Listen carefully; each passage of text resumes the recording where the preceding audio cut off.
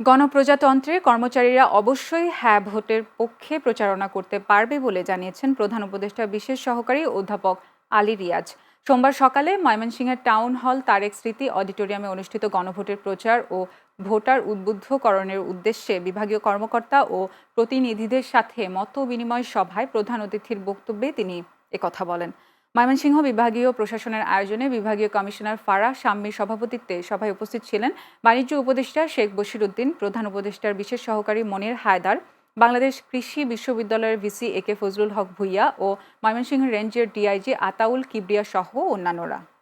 প্রজাতন্ত্রের কর্মচারী নির্বাচনে গণভোটের সময় হ্যাঁ ভোটের পক্ষে প্রচার করতে পারেন কি পারেন না, এইটা নিয়ে কিছু বিভ্রান্তি সৃষ্টির চেষ্টা হচ্ছে।